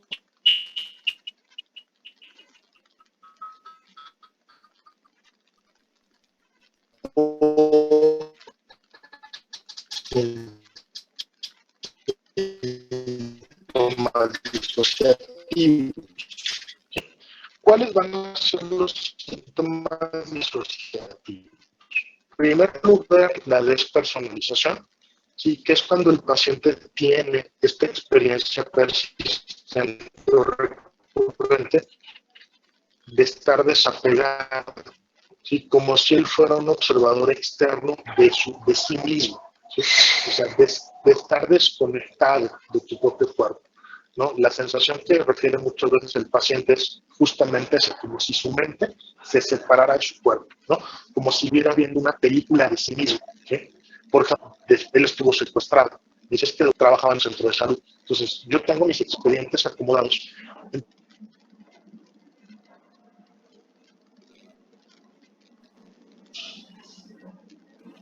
Ya, perdón chicos, me desconectó. Entonces les platicaba, este doctor me decía, ¿no? Es que llego, tengo mis expedientes, ¿sí? Yo sé que tengo mis expedientes y de repente, doctor, cuando estoy dando la consulta, es como si me estuviera viendo a mí mismo. O sea, me estoy viendo a mí mismo dando consulta, pero no siento que yo esté hablando, es como si me estuviera escuchando hablar. Y cuando termina el día, están mis expedientes.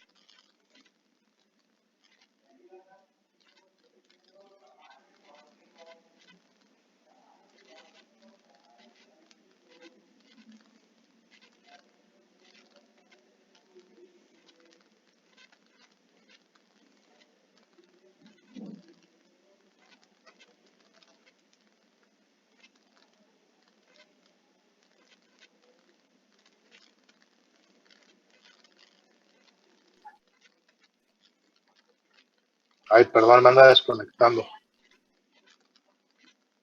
Ahorita me muevo de lugar. Bueno, entonces, al final del día, él veía que estaban sus expedientes con sus notas, con sus diagnósticos, con sus tratamientos, pero él no tenía la recolección de en qué momento lo había hecho. O sea, él tenía como esta sensación de despersonalización. Y la desrealización, otro de los síntomas asociativos, es el paciente tiene esta experiencia persistente o recurrente de irrealidad.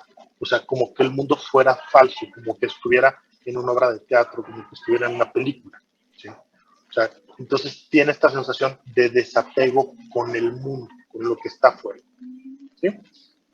Y bueno, otro especificador que usamos, ¿sí? Sería con expresión retardada, y esto es si la totalidad de criterios diagnósticos no se cumplen hasta por lo menos 6 meses después del evento traumático. O sea, no empezaron inmediatamente, no empezaron el siguiente mes, pasaron 6 meses y ya se empezaron a manifestar.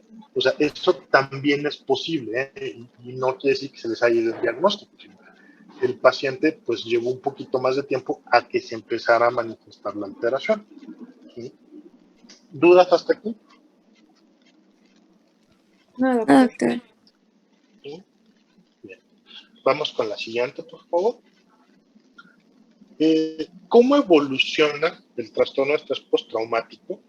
Una realidad es que los síntomas van a persistir entre 1 y 2 años, ¿sí? Esto sobre todo si no se busca tratamiento. Ahora, los síntomas en su mayor intensidad, ¿sí? O sea, con su mayor disfuncionalidad, pueden durar más, ¿sí? Ahora, un paciente que se trata, o sea, un paciente que lleva un tratamiento, un paciente que está siendo bien atendido, este tiempo se acorta significativamente. ¿Sí? Vamos a ver que el trastorno de estrés postraumático sí causa alteraciones a nivel psicobiológico.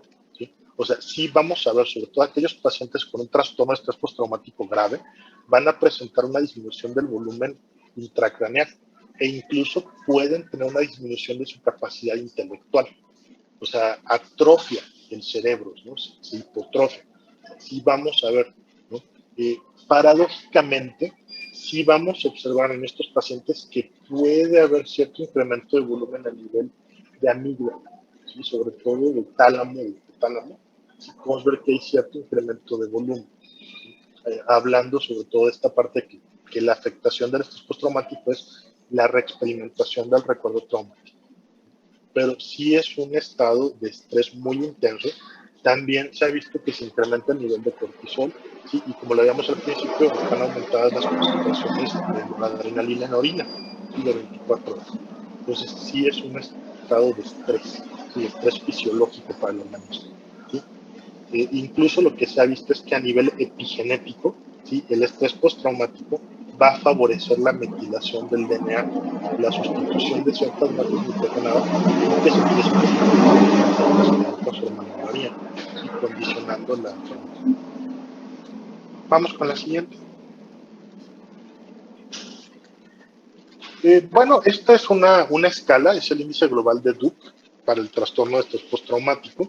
Sí, esta escala básicamente es un instrumento que nosotros utilizamos para evaluar la respuesta. ¿Sí? Lo que hacemos es preguntarle al paciente en cuanto a los síntomas, a los dominios de síntomas, el componente de impulsividad, el componente de meditación y el componente de Doctor, se le está trabando. hiperactivación, o sea, la parte que sería como de la reactividad, ¿no? Del estado de alerta, y también, como dije, en una escala de 1 al 7, nos diga si se encuentra muchísimo mejor o muchísimo peor. ¿Sí? Obviamente, a mayor este instrumento, ¿sí? Lo que nos habla el paciente como va todo para no estar. Ya.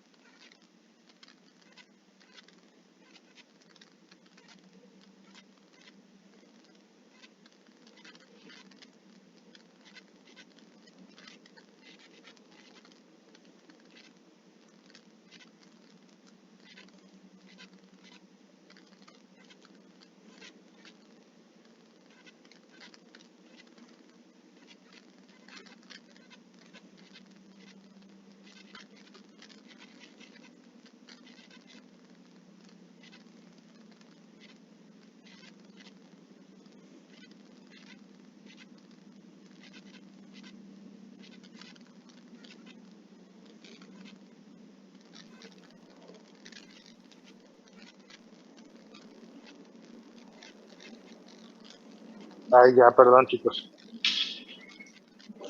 ¿Ya me escuchan mejor? Aquí me escuchan. Sí, doctor, ya. ¿Ahí me escuchan? Sí. Sí, perfecto. Ya, perdón, esto.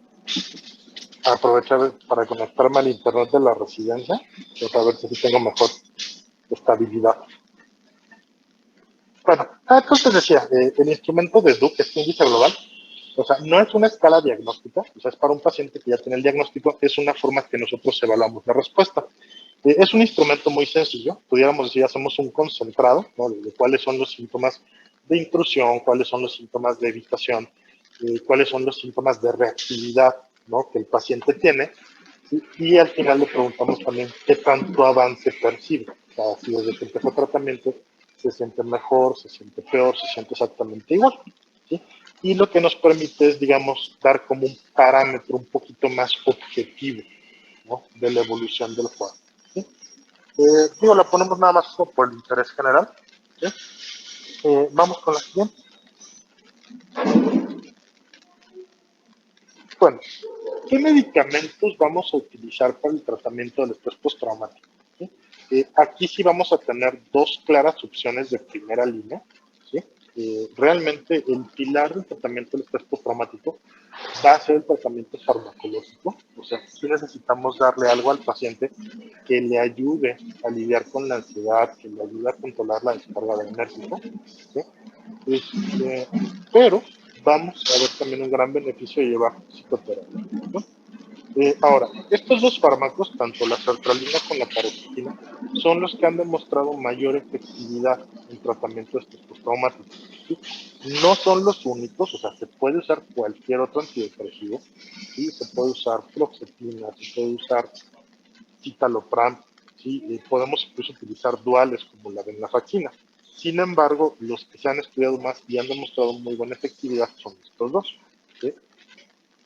Podríamos decir tal vez se prefiera un poquito más la sertralina hoy en día, ¿sí? Es más amigable y tiene menos efectos secundarios, sobre la paroxetina que de repente puede tener mayor incremento del apetito, y es como la queja principal que tienen muchos pacientes.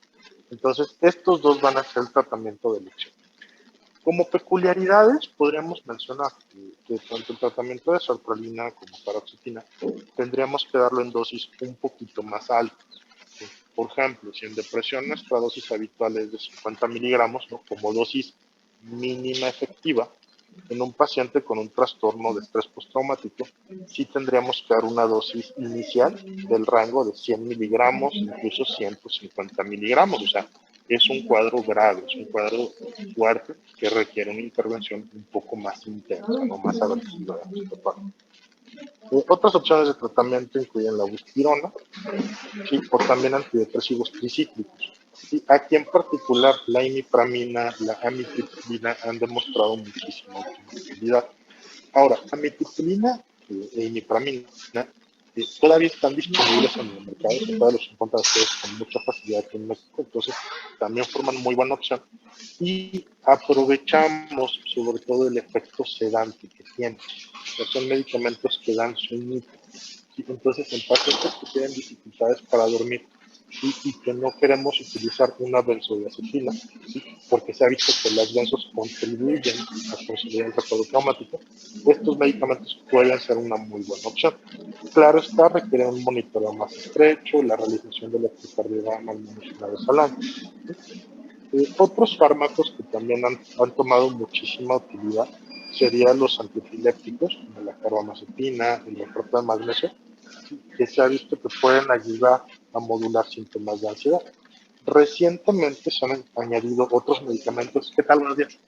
Se han añadido otros medicamentos de esta categoría, ¿sí? Como la pregabalina, la gabapentina, el topiramato. Por ejemplo, el topiramato se ha visto que en dosis de 100, 150 miligramos puede ser muy útil para tratar la agresividad, ¿sí? Para tratar estos episodios como de explosividad que tienen los pacientes. ¿Sí? Claro está, el topiramato pues, también se asocia como alteraciones cognitivas, ¿no? Sobre todo fallas en memoria. Entonces, bueno, es importante, no da como un tratamiento meramente sintomático, sino tratar la causa de base. Entonces, estos medicamentos tienen un rol más como de ayudantes, o son como extras en el tratamiento y no el tratamiento definitivo, ¿no? Valdría la pena mencionar también algunos antiadrenérgicos, ¿sí? La clonidina, el propanolol, ¿sí? Sobre todo para los datos de descarga adrenérgica. Con el propanolol, vale la pena mencionarlo, de esto acuérdense muchísimo de mí, ¿no? Se ha visto que si ustedes administran una dosis de por lo menos 40 miligramos, ¿sí? Dentro de las siguientes 24 horas, que una persona se ve expuesta a un evento traumático, ¿sí? Esa dosis de propanolol puede ayudar a que ese recuerdo traumático no se consolide. O sea, darlo así como una dosis única, ¿no? Ahora, si no se en esas 24 horas, no es que carezca de utilidad, sí lo podemos utilizar. De hecho, muchos pacientes les dejamos dosis de 10 miligramos, 20 miligramos, cada 8 o cada 12 horas, para ayudarles a controlar los síntomas de descarga adrenérgica, ¿no? Las taquicardias, las palpitaciones, como todo este malestar que se siente, incluso la hiperhidrosis pulmonar. Un medicamento que me falta mencionarles aquí sería la prazosina, ¿no? El prazosina, es un bloqueador alfa-adrenérgico. Y este medicamento lo que se ha visto es que ayuda a disminuir la frecuencia con la que el paciente tiene pesadillas. ¿Sí? Es un medicamento que pues, originalmente se usa como antihipertensivo, pero ha demostrado esta utilidad. Ahora, el rango terapéutico es muy variable, o sea, se ha visto que los pacientes pueden responder a dosis que van desde los 3 miligramos hasta los 15 miligramos. Aquí en México la presentación más habitual es la de 1 miligramo, y bueno, conviene empezar con una dosis bajita, o sea, conviene empezar con 1 miligramo, 2 miligramos, e ir titulando gradualmente. Pero ha demostrado muchísima utilidad como adyuvante y a disminuir las pesadillas. Entonces, eso también les puede ayudar mucho a mejorar la calidad de sueño del paciente sin recurrir a otras medidas, ¿no? Como tal, también podemos utilizar antipsicóticos atípicos, ¿sí? La quetiapina, ¿no? Que tiene un bloqueo a nivel noradrenérgico, ha demostrado buena utilidad. No es un tratamiento de primera línea, es un adyuvante, es un tratamiento que agregamos, ¿no? Como complemento, pero que puede resultar útil. Sí, la risperidona, la lanzapina también se pueden llegar a utilizar, ¿sí? Sobre todo para ayudar con la ansiedad, para ayudar con el insomnio. ¿Sí? Pero, ojo, no son indicaciones de primera línea. El tratamiento base van a ser los antidepresivos, ¿sí? Los ISRS como la sertralina y la paroxetina. ¿Sí? El tratamiento, pues vamos a usar un modelo muy parecido al que utilizamos en depresión. O sea, vamos a tener una fase inicial, que es donde vamos a trabajar activamente buscando la erradicación de síntomas. ¿Sí? Y bueno, ya que el paciente se encuentra estable, vamos a entrar en una fase de mantenimiento, o sea, donde vamos a mantener la misma dosis y finalmente la de continuación, ¿no? Donde ya veríamos si podemos reducir la dosis. Ahora, además del tratamiento farmacológico, vamos a apoyarnos de la psicoterapia. ¿Sí? Vamos con la siguiente, por favor. La psicoterapia como tal, vamos nosotros a utilizar, ¿sí? Un modelo de terapia cognitivo-conductual que es la terapia cognitivo-conductual centrada en el trauma. O sea, el objetivo del tratamiento del estrés postraumático no es que el paciente olvide. O sea, nosotros no podemos hacer eso, no podemos hacer que la persona olvide el evento traumático. Lo que sí podemos ayudarle, lo que sí podemos hacer es ayudarle a procesar ese evento traumático, a darle un contexto, a darle una resolución. ¿Sí? Entonces, ¿en qué consiste este modelo de terapia cognitivo-conductual centrada o enfocada en el trauma? Bueno, es un modelo que consta de 9 componentes esenciales, incluye la psicoeducación, o sea, vamos a explicarle al paciente lo que le está pasando, vamos a darle un contexto, ¿sí? Vamos a darle técnicas de relajación, o sea, vamos a enseñarle a cómo modular la ansiedad, vamos a enseñarle cómo tranquilizar, ¿sí? Vamos también a dar técnicas que tienen que ver con la expresión afectiva y la modulación del afecto, ¿sí? O sea, enseñarle al paciente qué es lo que siente y también qué hacer con lo que está sintiendo, cómo canalizar el miedo, cómo canalizar el enojo, cómo canalizar la tristeza.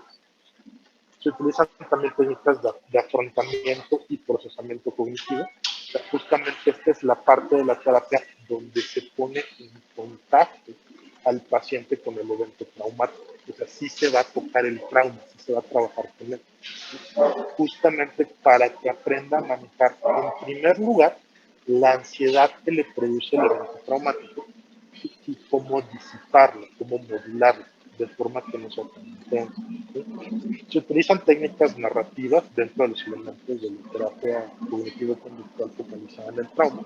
¿Sí? Esto sobre todo para establecer como este relato, esta historia de vida del paciente, ¿sí? Donde contextualice el evento traumático y se haga consciente de que su vida continúa después del trauma. Se hace también una exposición en vivo, ¿sí? Esto sobre todo pues, a los detonantes externos, o sea, sí parte del abordaje es que el paciente pueda hablar del trauma, pueda recordar la experiencia, pero también verse expuesto a las situaciones aversivas de forma que pueda modular. Y bueno, también se trabaja mucho en cuanto a la mejora de la seguridad futura, ¿sí?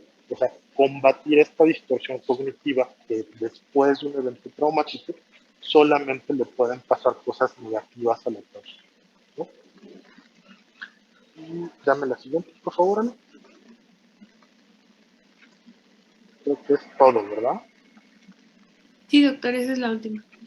Sí. Muy bien.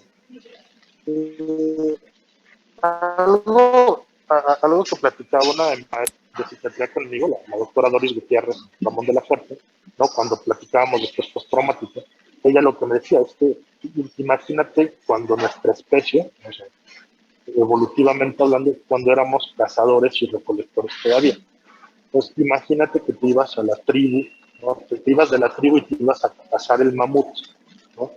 Entonces, en la caza del mamut ibas a estar en peligro, ¿no? Ibas a estar en riesgo, pero tenías que hacerlo, ¿no? Tenías que conseguir la comida para sobrevivir.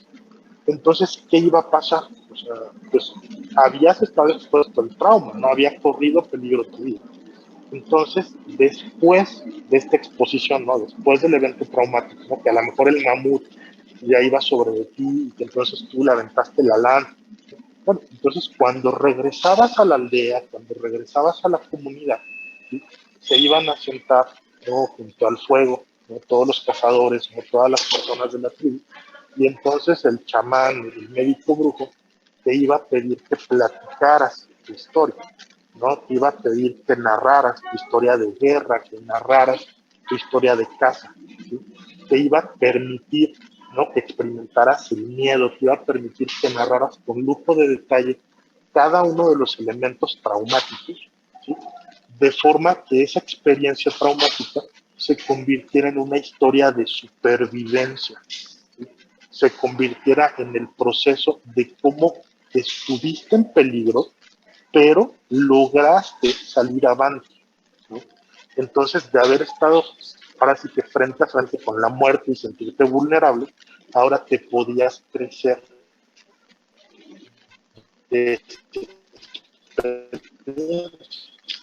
Entonces, este sentido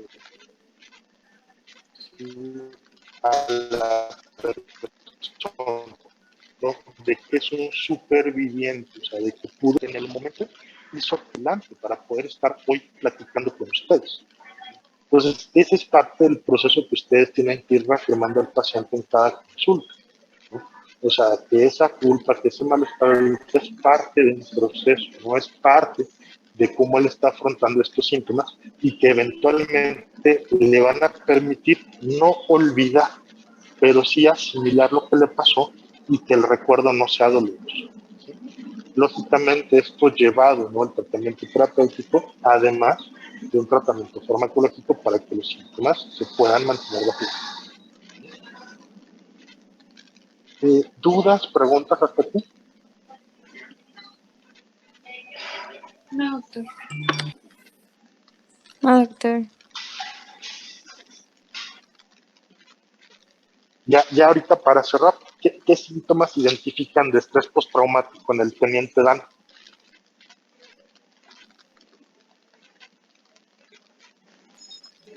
Pues justamente Vámonos. como la anedonia. Ajá. ¿Cuál sería su evento traumático? Vamos a diagnosticar. ¿Cuál sería su evento, su experiencia traumático? Pues la guerra, ¿no?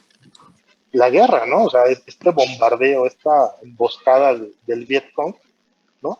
Que termina perdiendo las piernas, ¿no? Ese es su evento traumático, ¿no? Después, ¿qué más identificas? Vas bien, vas bien.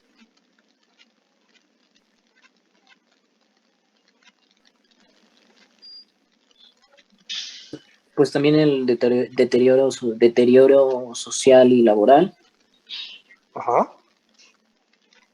Muy bien, vemos un impacto en la funcionalidad, ¿no? Realmente él se dedica a estar viviendo de los cheques de veteranos, ¿no? O sea, tiene como un departamentito, está muy sucio, ¿no? ¿Cómo ven el consumo de sustancias? ¿Cómo es el departamentito, el cuarto de hotel del teniente Dan?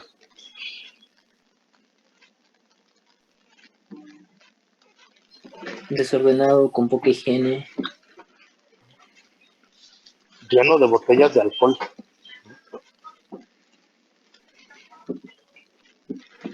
De los comportamientos temerarios.